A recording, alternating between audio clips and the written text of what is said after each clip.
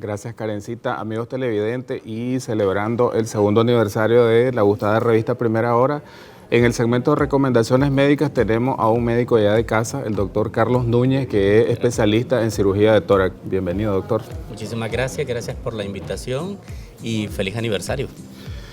Vamos a abordar hoy un tema bastante interesante que afortunadamente es poco común, doctor. Según leí un artículo, es sobre el neumotórax espontáneo y se habla que la incidencia aproximadamente es de 5 a 10 pacientes por cada 100.000 habitantes y afecta generalmente a los hombres en una relación 6:1 y hombres jóvenes entre 16 y 24 años.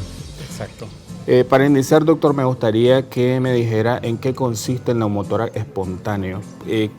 Se habla de que no hay un factor desencadenante externo.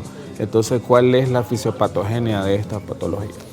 Bueno, el neumotórax espontáneo, como su nombre lo dice, no hay una causa traumática externa, no es una herida por arma blanca, no es un balazo, no es un golpe y produce ruptura pulmonar. Hay dos grandes grupos de pacientes, el neumotórax espontáneo primario, que es muy propio de esos pacientes, como usted comentaba, pacientes jóvenes, generalmente varones, que son pacientes entre 18 y 25 años de edad, altos, que el tórax generalmente tiene el diámetro antero-posterior más pequeño que la longitud total del tórax o vertical, y no se conoce la causa o de por qué se produce el neumotórax como tal. Por eso se llama primario, una forma muy elegante de decir, no podemos decir la causa. Y hay un segundo grupo que son los pacientes con neumotórax espontáneo secundario. Estos generalmente son pacientes mayores de 50 años de edad. La causa más frecuente es el fumado y que el paciente produce enfermedad pulmonar obstructiva crónica.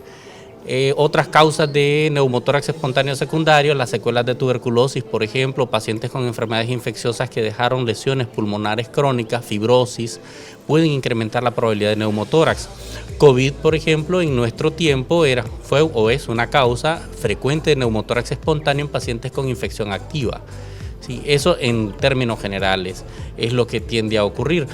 El cigarrillo sigue siendo un problema incluso en el paciente con neumotórax espontáneo primario, pacientes jóvenes, sí. Un paciente que presenta un neumotórax espontáneo, o sea, se le rompe el pulmón, requiere tratamiento, requiere manejo, tiene un riesgo incrementado de presentar un segundo episodio si el paciente es fumador y persiste fumando, hasta en 86% de los casos en los siguientes 2 a 4 años. Doctor, llama la atención de que la enfermedad pulmonar obstructiva crónica es uno de los factores desencadenantes y son personas jóvenes, entonces significa que tal vez asociado al tabaquismo crónico existe algún otro factor de riesgo para que se dé esta patología. No, en el neumotórax secundario, espontáneo secundario, que es pacientes generalmente mayores de 50 años de edad, ya es cuando ya hay una lesión establecida por el cigarrillo. Y eso es lo que ocasiona, entonces, el hecho que se haya roto el pulmón quiere decir que se ha deteriorado la función pulmonar del paciente, no solo la anatomía. El pulmón debería estar expandido. Imagínense que nosotros esto es el tórax por dentro, nosotros el pulmón, deberíamos de estar pegados a la pared, ¿sí? Así debería de ser. Entonces el pulmón se rompe como una chimbomba, se colapsa parcialmente, y en el paciente con neumotórax espontáneo secundario, el cansancio es excesivo porque como tiene ya lesión pulmonar establecida, le causa mucho cansancio, mucho agotamiento. A diferencia del paciente con neumotórax espontáneo primario, el paciente joven, entre 18 y 25 años de edad, lo primero que le da es dolor torácico y generalmente visita al médico o llega a la emergencia de un hospital hasta el tercer o cuarto día, cuando ya el dolor, más que el cansancio, le es intolerable. Entonces, doctor, cuando hablamos de un fumador pasivo, es decir, aquella persona que le transmiten el humo del cigarrillo y que no fuma directamente, ¿también tienen riesgo de desarrollar neumotórax espontáneo primario?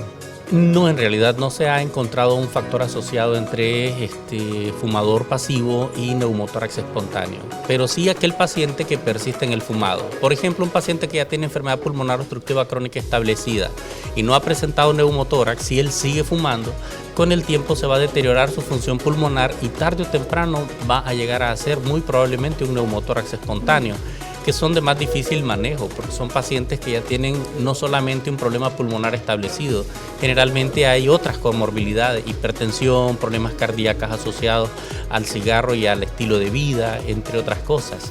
Doctor, y en los pacientes que tienen como patología de base asma bronquial, que generalmente se desarrolla en la infancia, ¿tienen riesgo de esta patología? En el paciente con asma bronquial es menos, o sea, es un grupo especial, y cuando ocurre la probabilidad de que se produzca neumotórax espontáneo es cuando el paciente no tiene un adecuado control y hace un problema o una complicación que se conoce como autopip. Se cierran las vías aéreas y se va inflando el pulmón, atrapando aire, pero el paciente es un paciente que trae cuadro respiratorio persistente, que todas las noches hace sintomatología respiratoria, que hace crisis persistentes y llega al hospital una y otra vez. Y en ese caso, las dos causas más frecuentes de las crisis del paciente o son un manejo inadecuado por una clasificación inadecuada o un paciente indisciplinado que no cumple con su tratamiento. Para que los amigos televidentes comprendan, doctor, la enfermedad pulmonar obstructiva crónica encasilla dos patologías grandes como son la bronquitis crónica y el enfisema pulmonar. Se habla de que también la ruptura de bulas enfisematosas es una causa de neumotórax. Exactamente, eso es importante mencionarlo, tiene toda la razón. Se producen, ¿han visto ustedes las llantas de los vehículos cuando de pronto se le hace un chichón de un lado? Igual pasa en el pulmón, en un paciente con enfermedad pulmonar obstructiva crónica, se hace una especie de chichón, es una zona débil que termina rompiéndose y produce neumotórax. En ese tipo de pacientes, por ley, lo que hay que ir a hacer es eliminar esa zona rota con cirugía para poder resolver el problema. Se habla, doctor, que en el neumotórax espontáneo primario, en muchas ocasiones, el tratamiento es conservador, el reposo y el aporte de oxígeno. ¿Cuáles son las otras alternativas de tratamiento y cuáles son los criterios para que usted decida que el manejo debe ser quirúrgico? Bien, si el paciente de entrada tiene un neumotórax espontáneo y resuelve con medidas conservadoras, quiero decir, con la colocación de una sonda pleural, con la succión del aire, porque hay que colocarle un sistema de drenaje y oxígeno suplementario, y resolvió, perfecto, ese paciente se va con recomendaciones y de alta. Eso es lo estandarizado. Existen estudios que más bien encuentran una tendencia a tener que operar al paciente de primera vez porque tiene hasta un 20 o 30% de probabilidades, aún controlando el cigarrillo, de hacer un nuevo neumotórax. Con cigarrillo sube hasta 86% la probabilidad. Entonces ese paciente, ¿cuándo lo voy a llevar a cirugía de entrada? Cuando tiene neumotórax de los dos lados. Cuando además del neumotórax tiene líquido en el espacio donde se ponchó el pulmón, o que tiene una profesión de alto riesgo, por ejemplo, paracaidistas, aviadores, buzos, militares o personas que tienen que estar en áreas recónditas, que si le da un neumotórax es muy difícil darle manejo, entonces es preferible tratarlos de entrada. O aquel paciente que le tuvieron que poner un sistema de drenaje al tórax, un tubo, para poder sacar el aire y persiste la fuga de aire por más de 5 días. A pesar de las medidas de soporte que tiene, ese paciente debe ser llevado a cirugía también. Es importante que la población sepa, doctor, de que una vez que han tenido un episodio de neumotórax espontáneo, ya el pulmón queda bastante sensible y predispuesto a una recurrencia. ¿Qué tan frecuente es esto? En el caso del paciente con neumotórax espontáneo secundario es muy frecuente, arriba de 40% la segunda probabilidad de que aparezca un nuevo neumotórax. Y aquí el factor más importante va a ser reducir los riesgos. En el paciente con neumotórax espontáneo secundario, enfermedad pulmonar obstructiva crónica, antecedentes de tuberculosis, paciente asmático. Pero el paciente que no tiene factores de riesgo, que es el neumotórax espontáneo primario, ese paciente, el primer episodio, para que aparezca un segundo episodio, tiene hasta un 20% de probabilidades de hacer un neumotórax en los siguientes 6 meses a 2 años. Si hace un segundo episodio y no se opera, tiene hasta 60% de probabilidad de hacer un tercer episodio. Por eso es que es preferible operar al paciente, lo ideal en el segundo episodio. La tendencia, por eso le comentaba que allá hay estudios, aunque desgraciadamente son estudios pequeños con poca fuerza estadística, que sugieren que debería de operarse de inicio para reducir ese 20% a menos del 1%. ¿Cuál es el riesgo de complicaciones, doctor, durante el trans y el postquirúrgico en estos pacientes? El paciente con neumotórax espontáneo primario, prácticamente las complicaciones son casi nulas. ¿sí? Son pacientes jóvenes sin enfermedades, puede hacerse por vía toracoscópica la cirugía y el paciente 24 a 48 horas de hospitalización. El dolor es lo más molesto por el tipo de procedimiento, porque uno busca cómo reducir la probabilidad de recurrencia o reaparición. Entonces eso hace que lo que uno hace dentro del tórax cause dolor. ¿Se controla? ¿Es controlable? Claro que sí, pero es, digamos, lo más molesto. El sangrado y la fuga de aire son las otras dos cosas que pueden ocurrir, pero la fuga de aire sobre todo en paciente con neumotórax secundario, que ya tiene un pulmón lesionado. Doctor, como factores de riesgo, la obesidad y todo aquello que aumente la presión intratorácica con algún tipo de actividad física, ¿se consideran que predisponen a este tipo de patología? No, aunque sabemos que obesidad siempre es riesgo para muchísimas cosas, para neumotórax espontáneo no lo es. Y tampoco es un paciente que presentó un neumotórax espontáneo, sea que se haya dado manejo quirúrgico o no, no debe vivir pensando en, ay Dios mío, se me va a ponchar el pulmón de nuevo, porque se va a estresar. Debe llevar su vida lo más normal posible y lo que debe hacer son cambios terapéuticos en el estilo de vida. Dejar de fumar, hacer más ejercicio, hacer actividades físicas que mejoren su capacidad pulmonar total. Con respecto a la oxigenación, doctor, el primer síntoma usted dice que es el dolor torácico. ¿Cómo está la saturación de oxígeno en este paciente cuando ya se está desencadenando el problema? Si es un paciente joven con neumotórax espontáneo primario, generalmente la saturación se mantiene. Entonces, el hecho de tener una saturación arriba de 90 o 92 no descarta un neumotórax. El dolor, las características físicas del paciente y la sensación a veces de falta de llenado de aire que el paciente refiere debe hacer sospechar al médico que algo ocurre. Y a la hora de llegar a la emergencia, por eso es que siempre es conveniente una radiografía. Y la placa es el estándar para poder saber si tiene o no tiene ponchado su pulmón. Y en función de eso se define incluso el tamaño del neumotórax, si es pequeño o es grande. Y eso define si de entrada se debe hacer algo, quiero decir, colocar un drenaje, o si solamente se va a manejar con oxígeno y medicamentos para el dolor. ¿Cuáles son esos cuidados que debe tener un paciente una vez en el postquirúrgico?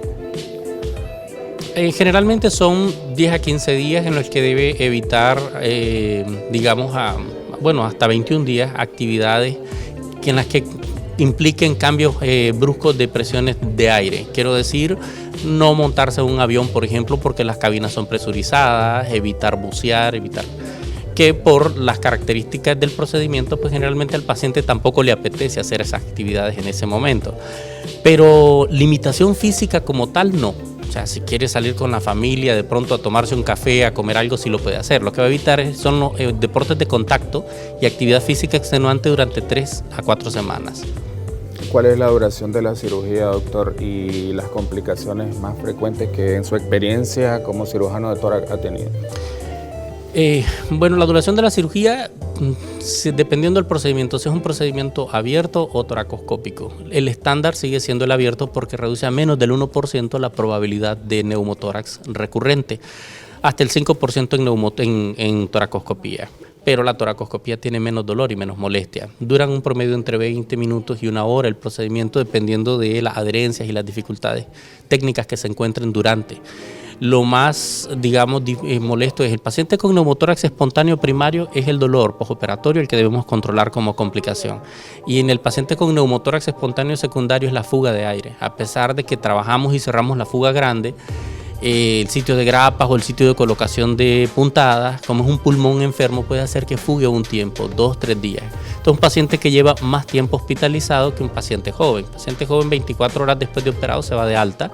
El paciente con neumotórax secundario tiene otras comorbilidades que hacen que se quede al menos 2-3 días en el hospital. Doctor, existe también una entidad clínica que se llama neumotórax. Atención, y sabemos que en esto influye un factor externo. ¿Cuáles son las diferencias clínicas entre una y otra entidad? El neumotórax, atención, es una condición grave que puede matar al paciente en minutos. La causa más frecuente son aquellos pacientes que están en ventilación mecánica. Se rompe el pulmón y eso causa problemas. Hace que entre aire y colapse el pulmón y hace que el paciente pueda fallecer. En ese caso no es quirúrgico, lo que hay que hacer es descomprimir el tórax y una sonda pleural y controlar la condición externa, en este caso la hiperpresión que se tiene por la ventilación mecánica. Excelente, doctor, siempre con su ponencias aquí en la revista. Esperamos tenerlo pronto para abordar otro tema de mucho interés para la población. Queríamos saber sus números de contacto y dónde atiende. Para servirles, estamos en el Hospital Vivian Pelas, en la Torre Sur, consultorio 10 en el tercer piso, mi teléfono 85 60 56 88, con todo gusto para servirles allá. Muchísimas gracias nuevamente, doctor, por su valioso tiempo. Amigos televidentes, continuamos con más de su revista Primera Hora, al otro lado del estudio, que ya está lista Karencita.